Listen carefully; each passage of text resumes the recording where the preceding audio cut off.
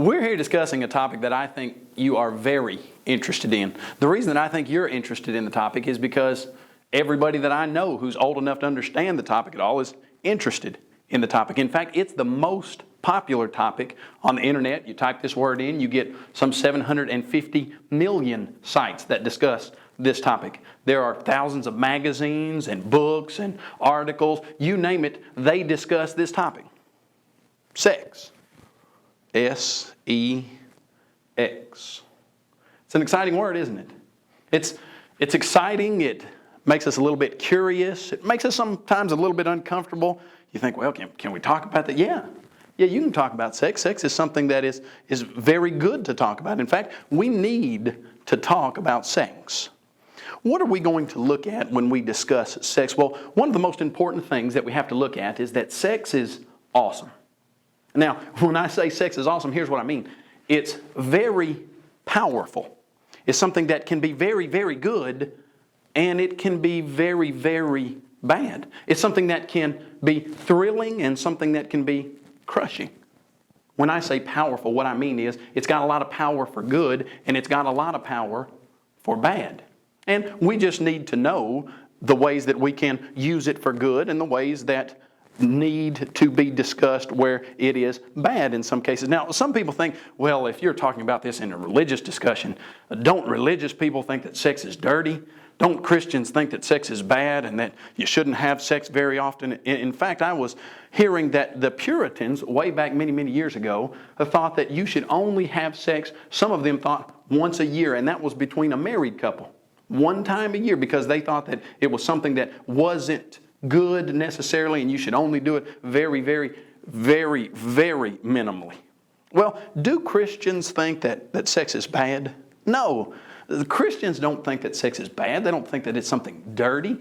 God has never thought that sex was something dirty or bad. In fact, God created and designed sex. Now, what does that mean? It means that God appreciates sex, He designed sex, and He wants you to have great sex. That's the bottom line. In fact, the book of the Song of Solomon in the Old Testament is an entire book about a young bride with her husband talking about sex. From what I understand, the Jewish rabbis didn't let their kids read the Song of Solomon until they were 13 because it's such a sexual book. In fact, some people thought that the Song of Solomon shouldn't be in the Bible because it talks about sex so much. Well, that's because they misunderstand God's relationship with sex because He designed it. Now, when God designed sex, He made one rule, one boundary. That's it. It's in Hebrews chapter 13, verse 4. Here is God's singular boundary. He says that marriage is honorable among all and the bed undefiled. Well, what's he mean by the bed undefiled? Sex. He says that in a marriage relationship, sex is wonderful. But then watch what he says. But fornicators and adulterers, God will judge. Now, that's a very simple rule. There's only one, really. When you look at all of the Bible, there's a very simple rule. One man, one woman for life. Simple. If you're married, have sex. Enjoy sex. Read the book of Song of Solomon and see what God created for you. If you're not married, pretty simple, don't have sex. Now, if I were to say, who in here is married? Well, we don't have anybody married in here but me, obviously, so pretty simple. According to the Bible, I could have sex with my wife, and you guys shouldn't be having sex with anybody. Well, why is that? Why would God put a boundary on something that is so wonderful, that can be so awesome? Why would He do that? It's very simple. Powerful things often need regulation. You see, because sex is so powerful, it needs to be regulated. You say, well, what do you mean, Kyle, that powerful things need to be regulated? Well, think about this. Suppose that you are in your house, and it's cold, maybe it's in the winter, and there's a fire burning in the fireplace. And you look at that fire burning in the fireplace, and you're getting warm, but you're not getting warm fast enough, at least not fast enough for your liking. And so you think, okay, I'd like to get warm a little faster. So you go over to the fire, you take those tongs, and you pick up a piece of wood that's on fire, and you throw it in the middle of your living room. What's going to happen to the fire that's now in the middle of your living room? Well, it's going to warm you up a whole lot quicker, isn't it?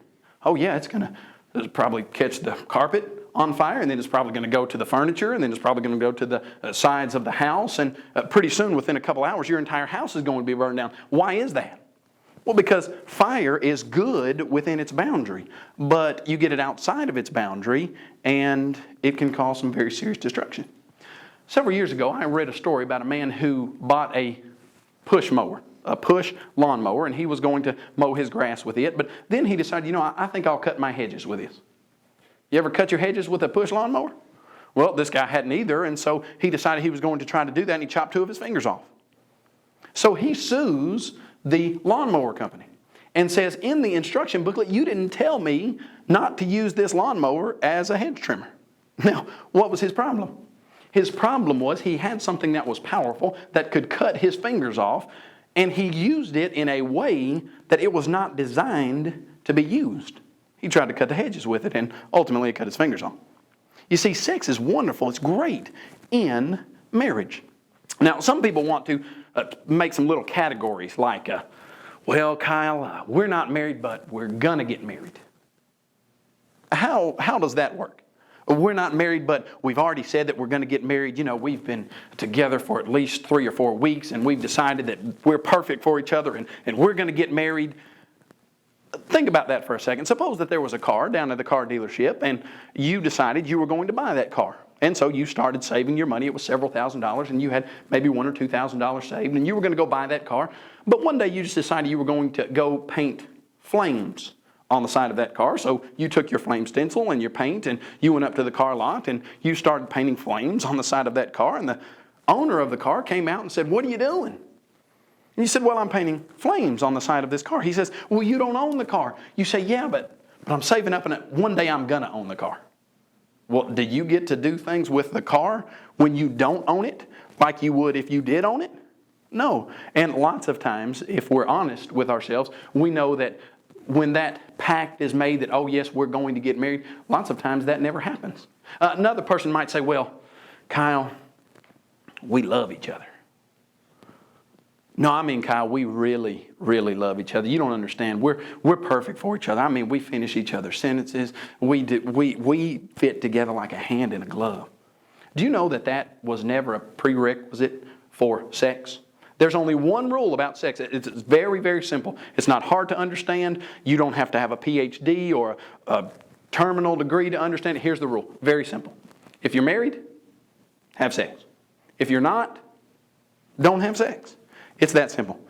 One of the reasons that God made it like that is because sex acts like a very powerful bond between 2 people. Now, I've asked Robert to come help me with this discussion. Robert, if you would, come up here, and we're going to illustrate how sex acts as a bond. Robert, come on up here, and we're going to say that this piece of tape is like the act of sex.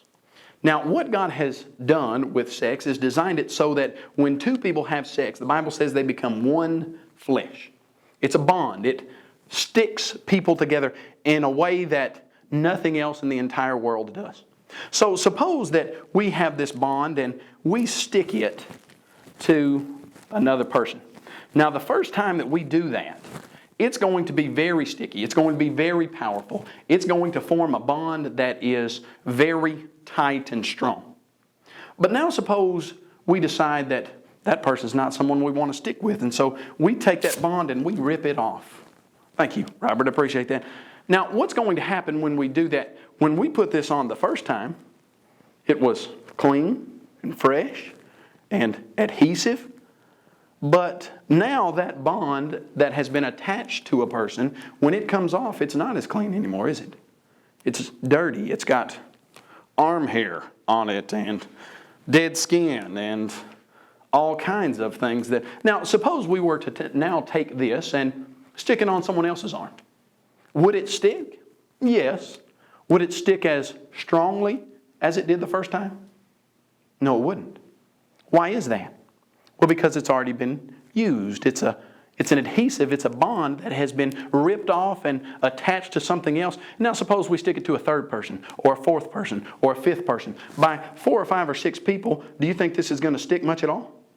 It's barely going to stick, and it's going to be disgusting. It's going to have arm hairs and dead skin from every single person that we've stuck it to. You see, marriage is the only place to have sex because that bond bonds a person, a man and a woman, for life.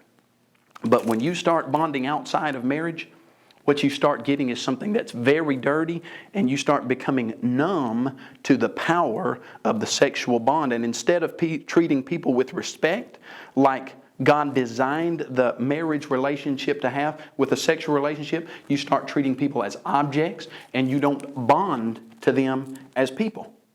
So here's what we have to decide. Can you have sex before you're married? Now, when I say can you, what I mean is it physically possible to do that? Oh yeah, people do it all the time. In fact, the statistics show us that 1 out of every 2 teenagers in America today are having sex. Actually, it's about 45%, not quite 1 out of every 2. Now, think about that just for a second. Lots of times, people are pressured into having sex because they're told everybody's doing it. Well, everybody's not doing it.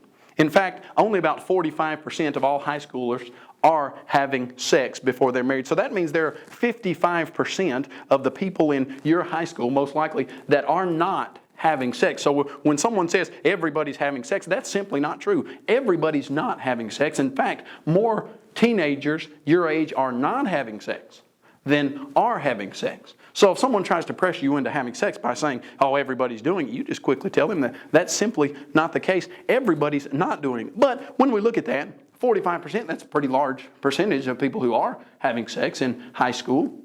45%. They're not abiding by God's rule. What happens if you don't abide by God's rule? Well, one thing is you put a barrier in between your relationship with God.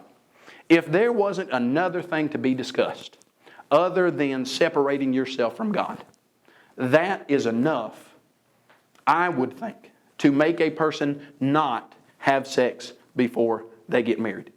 If you knew that your soul was going to be lost because you wanted to swap it for a few minutes of physical pleasure, well, to me, it seems a very easy conclusion to come to that, oh, I don't want to be lost. I don't want anything to separate me from my Heavenly Father, so I'm not going to do that.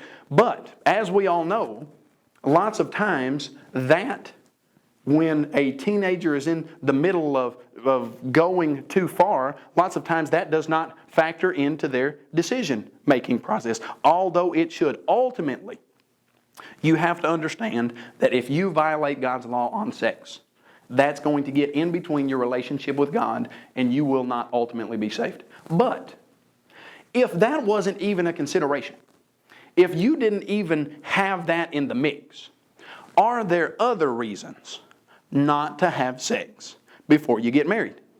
You see, God allows you to choose. In Deuteronomy chapter 30, verse 19, Moses said to the children of Israel, "Today I set before you life and death, blessing and cursing. Choose life." So here's what God says. You can have sex with whoever you want to, anytime you want to, if that's what you choose.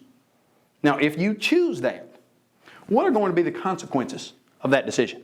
What are going to be the ramifications? What's going to happen to your life if you choose that? If we didn't discuss the spiritual aspect of this anymore today, which we're not going to much, we were just looking at the physical, emotional, psychological consequences of you having sex before you get married. What is going to happen? Well, number one, let's say you decide to go God's way and you decide not to have sex before you get married. What are you going to accrue? What consequences are going to accrue to your life because of that decision? Well, number one, you don't have to wake up on Saturday mornings wondering if you need to go to a clinic somewhere to get tested for some sexually transmitted disease. You don't have to wake up with that sinking feeling in your gut wondering if you are pregnant now. You don't have to deal with the emotional depression that often comes with a person having sex before they are married. You know, I heard a story at one time of a guy who was asking a girl out, and the girl was deciding to keep herself pure until marriage. And the guy said, well, why don't you come to a party with me? And she said, well, I don't drink. He said, why don't you come to this rock concert where lots of things were going to be going on that she didn't want to participate in? Why don't you come to that with me? And she said, well, I don't really put myself in those positions. He said, well, what do you do for fun? She said, well, I wake up in the mornings and I look myself in the mirror in the eye, and I am not afraid that I have done something the night before that would embarrass me or cause me lifelong consequences.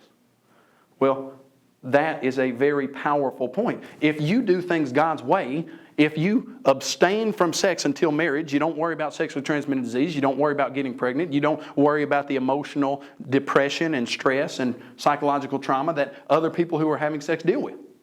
What happens if you do decide to have sex before you get married? What happens if you decide that, hey, because I love this person so much, I feel like I need to give my body to him? Or what happens if you decide that you need to go all the way with this girl? What's going to happen? Do you know what the number one fear of a teenager is when they engage in premarital sex? The number one fear. Oh no, what if I'm pregnant? That's the number one fear of a teenage girl, and that's the number one fear of a teenage guy. What if you get pregnant when you're having sex? Do you know that pregnancy is not a disease? It's not something that kills you. It's something that many people live through on a regular basis. It is irrational, really, for that to be the number one fear of a teenager, because there are lots of other things that are much more frightening than that. But let's say that that is the fear. Oh no, what if I'm pregnant? Well, what if you are pregnant? What if when you decide to have extramarital sex before you get married, what if you get pregnant? You say, well, Kyle, what are the chances of a girl getting pregnant? We only had sex one time. Oh, well, the statistics show that it's very easy to get pregnant just by having sex one time. In fact, the statistics show that if a girl is having sex with a guy consistently for 1 year, unprotected sex, and when I say unprotected, what I mean is without a condom or something like that, if a girl is having sex with a guy for 1 year, there's a 90% chance that she's going to get pregnant.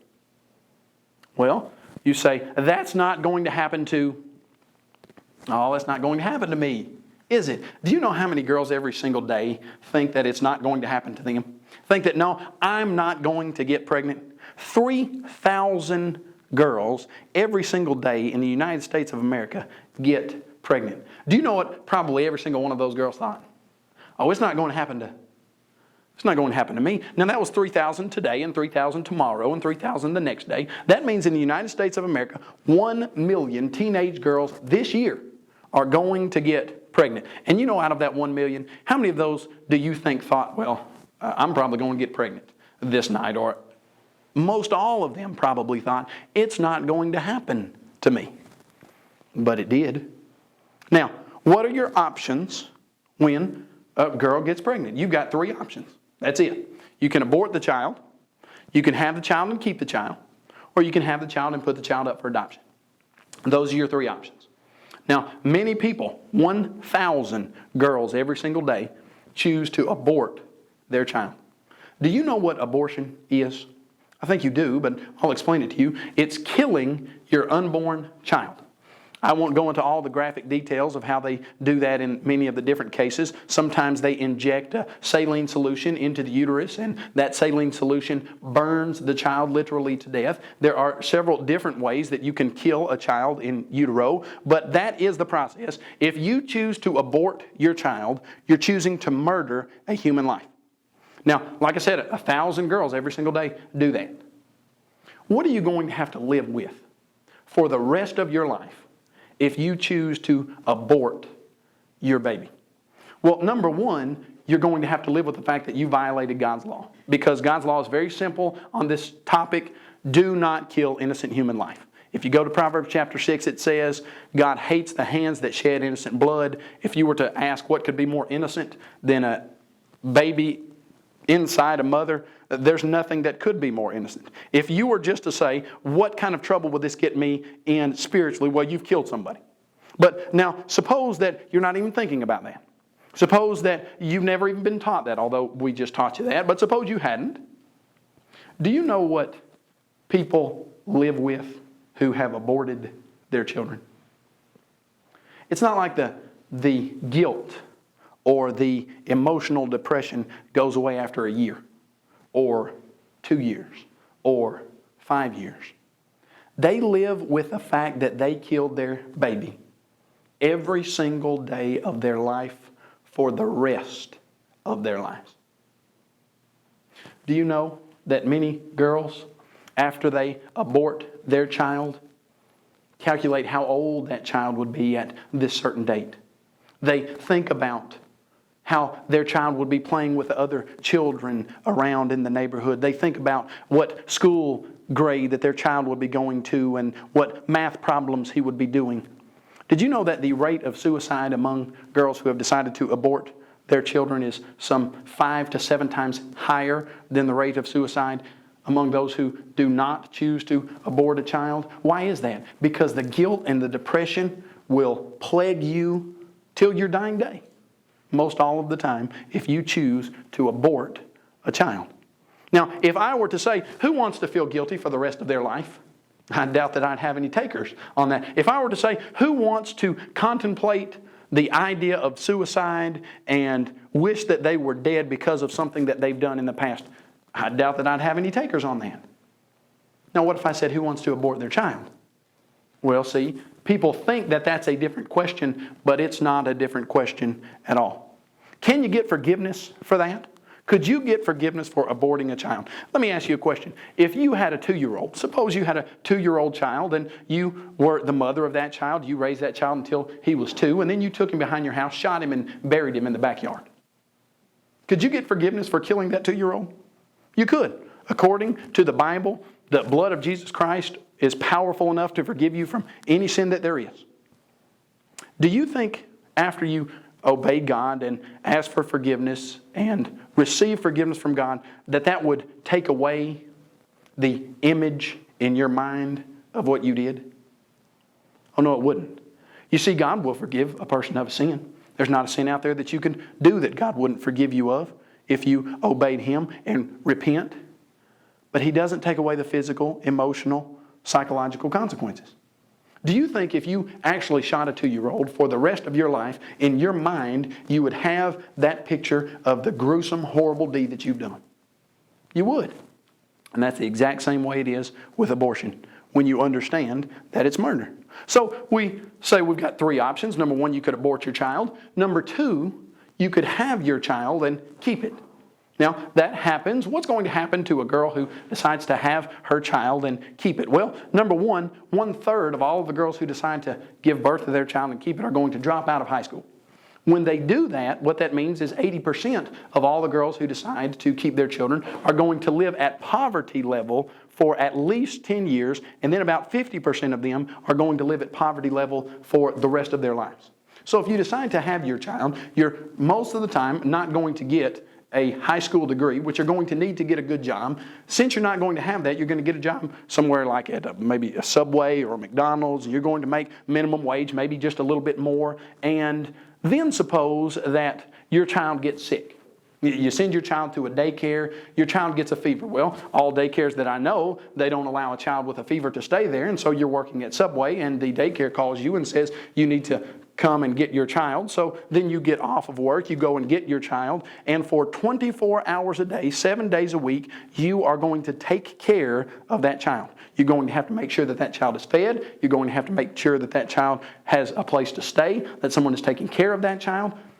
You're not going to be going to football games on Friday night like all the other teenagers are. You're not going to be doing all the other fun things that the teenagers are doing. You are forfeiting your teenage years to take care of this child that you have given birth to. Now, am I saying that's a wrong decision? No. I'm certainly saying it's a much, much better decision than the immoral decision to abort the child. What I'm saying is you had a good option. You had a good choice before you had sex. But now, since you've had sex, and now that you are going to have a baby, you've got 3 options to pick from, and none of them is a bright, sunshiny option that's going to thrill you with joy and make you eternally happy for the rest of your life. All of them are going to bring about consequences in your life. You have your child, and that child is going to depend on you for 18 years until that child's 18 years old. Now, when we think about this, obviously we've been talking to the girls mostly here. Did you know, girls, that guy who looked into your eyes and said, I'll always be there for you, baby. You're the most beautiful thing I've ever seen. If something happens and we get pregnant, I'll stand beside you 100% of the way. You know that guy? That guy that you've been going out for 6 months that you thought you really, really loved? You know where 90% of those guys go after a girl gets pregnant? No, you don't, because they just leave.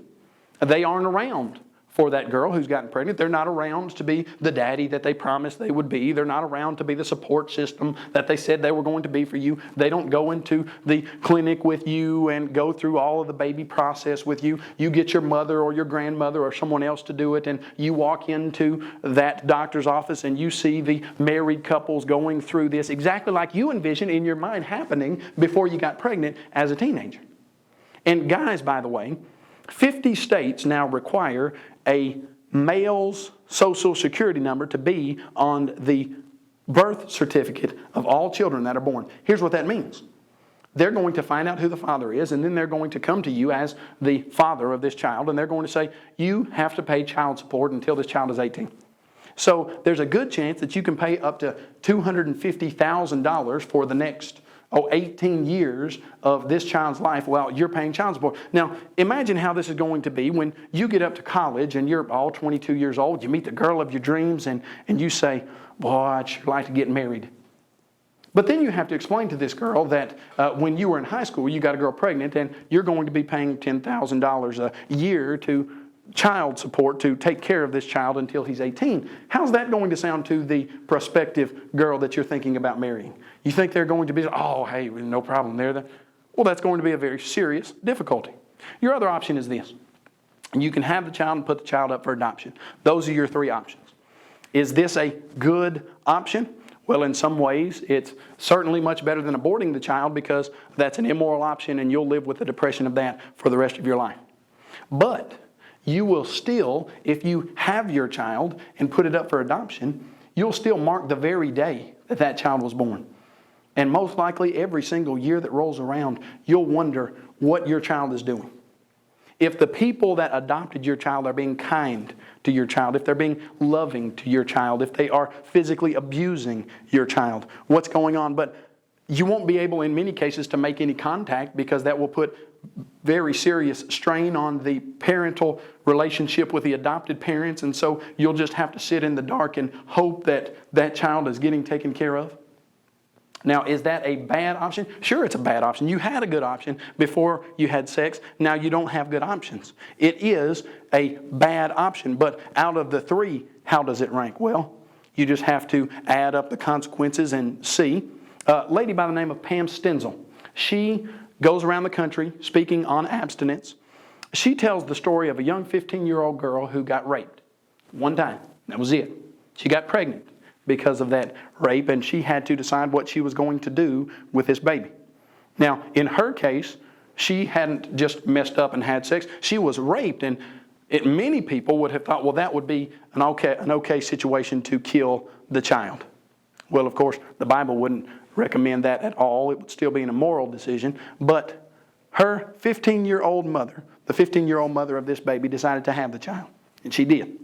She brought the child into the world, gave the child up for adoption. That child grew up in a home that was supportive. Eventually, she became one of the most outspoken speakers on abstinence in the country. She was Pam Stenzel.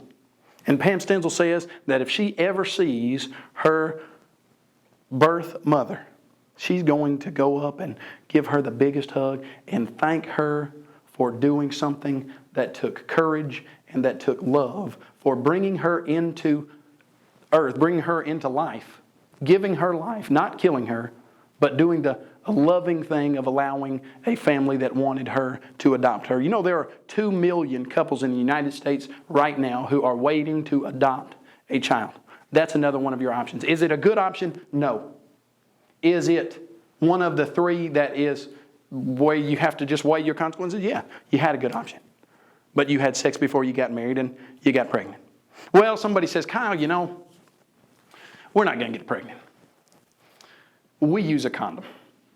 And at school, they have showed us how to use these condoms. They passed around the banana, showed us exactly how to put the condom on the banana. We have been instructed properly how to use this condom, and we're not going to get pregnant. Did you know that 15% of all people who use condoms get pregnant? Now that's 15 out of every 100.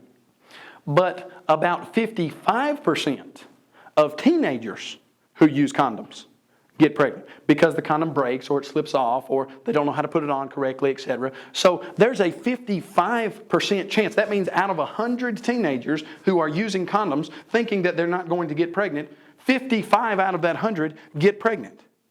And that's just the stats of it. That's just how it's going to be. So if you think, well, Kyle, we're using condoms and people who use condoms, they don't get pregnant. Well, 15% of the people who use condoms get pregnant, even using it properly, and 55% of the teenagers who use condoms get pregnant. Well, because the teenage boy puts it in his wallet and sits down and stands up and sits down again and stands up. And when he finally gets to use that condom, then it's no good anyway because it's torn or it's ripped or it's got a hole in it, etc. You say, I use a condom, but a condom's not going to keep you from getting pregnant. And a condom's not going to protect your emotional status either. A condom's not going to keep you from becoming depressed. Do you know that teenagers who are having sex before they get married are much more likely to be depressed, much more likely to be despondent, much more likely to have a pessimistic outlook on life, to be less happy, to enjoy things much less? Oh, see, that's not what you're told. What you're told is when you flip on that TV and you watch 90210 and everybody jumps in bed with everybody else, they never think about what the consequences of them getting together are going to be. And how do they look? Oh, they're happy. The person that has sex with the most people, oh, he's the stud and he is the one that's always happy. That's not a real life situation. That is absolutely a lie. You're not happier if you're having sex before you get married. In fact, you might not have known. But do you know when two teenagers look each other in the eye and they say, we're going to be together forever. We love each other. Let's have sex. Do you know when they do have sex? Do you know what the average length of time that relationship is going to last after that sexual encounter? 3 weeks. Those two that pledged their love to each other, that thought they were the perfect couple, they start having sex. In 3 weeks, they're going to be broke up. And many times, they're going to be having sex with someone else. And that relationship is not going to even last as long. And then they're going to, well, you see what's going to happen. 3 weeks after the average teenage couple gets together and has sex, their relationship ends. Well, that's not how you think it should be, is it? You would think that sex is a bond that fits two people together where, well, when you're outside of marriage and that bond is applied in a way that's incorrectly, it doesn't keep two people together. It separates them. And what happens is the relationship loses any amount of respect, any amount of true love, any amount of honoring another person, and it becomes a relationship that's based solely on the physical aspect of sex. You say, well, Kyle, I know we're not going to get pregnant because we don't have sex. Sex. We do other stuff. Oh, like what? Like other stuff. Well, we have oral sex. Okay, now think about that statement just for a minute. You do what? You have oral what? Oral sex. Oh, no, you say, you can't get pregnant doing that. Well, let me explain to you just a little bit about what happens.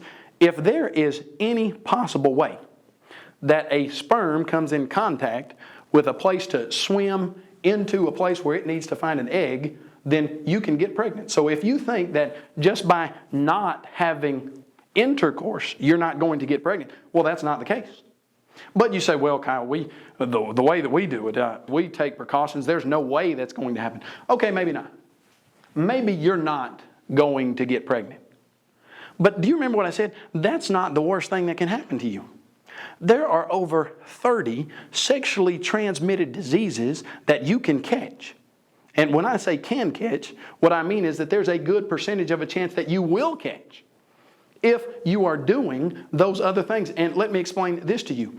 Every single sexually transmitted disease can be transferred by intercourse, by oral sex, through anal sex, or just from other physical skin contact. You see, the medical definition of sex is any genital contact between two people. That means hand to genital, that means mouth to genital, and that means genital to genital. And let me say this, every single sexually transmitted disease can be transferred while a condom is in use. You see, what you've been told is, well, we're having safe sex because we use a condom. That is not safe sex. You can catch every single sexually transmitted disease while you are using a condom. And in the next lesson, we're going to document in detail several of those sexually transmitted diseases and what will happen if you catch one of those and what you will need to do if you actually have one of those now, etc. But just because you're doing other stuff besides intercourse doesn't mean you're not going to have some very serious repercussions accrue to your life. There are going to be lots of things that you're going to have to deal with if you never get pregnant. You see, pregnancy is not the thing that you should be the most scared of. If the spiritual discussion is out of the way, the thing you should be the most scared of is getting a sexually transmitted disease. Now, most teenagers say, well, that's not going to happen to me. Well, what we're going to see in the next lesson is, oh, absolutely, millions of teenagers say every single year that's not going to happen to me, and it does happen to them. Let me ask you a question, and I believe I know the answer to this. Do you want to be depressed more than the people around you? Do you want to worry about whether you are pregnant or whether you're going to be pregnant? Do you want to have serious responsibility piled on your shoulders at an age that you're not ready to accept it and to uphold it? I think the answer to that is absolutely not. Do you want to have a loving marriage relationship where the husband has saved himself for his wife and the wife has saved herself for her husband, and they come to that relationship pure, and that sexual bond clings them together exactly like God designed, so that when they look into each other's eyes, they are madly and deeply in love with each other. And the gift that God has created in sex is something that they continue to enjoy for the entirety of their marriage relationship. Is that what you want? Oh, I think if anybody were to be in a discussion like this, they would say, yes, that's what I want. Well, how do you get that? I was listening to a story about a man who went to the airport the other day, and as he was waiting for the person he was waiting for to get off of the airplane, he saw an older gentleman. And it wasn't all that old, it was about 50, coming off of the plane, and he saw his family there, that older gentleman's family. And that older gentleman rushed to his family, and the wife hugged him, and the kids all hugged him on the legs and were just so excited. They were squealing that their daddy was finally home.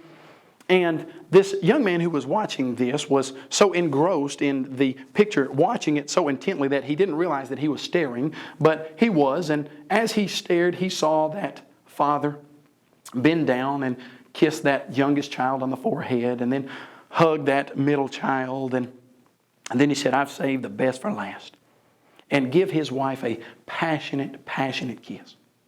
And the young guy was sitting there staring, watching, and the older gentleman looked over and saw that this young guy was watching and said, can I help you? And the young guy said, oh yes, I was just wondering, how long have you been away? And the older gentleman said, 2 whole days. The young guy thought, boy, I sure hope that I have a relationship like that with my wife when I get to be your age. And he said the older gentleman stopped right there and he looked him dead in the eye. He said, don't hope for that. Decide to have that. There is no possible way that you will have a marriage sexual relationship that you want to have with your spouse if you don't decide right now that you're going to save yourself for that person that you truly and madly and deeply fall in love with and pledge your love to for the rest of your life. I hope you will decide that you're going to have everything that God wants you to have out of sex.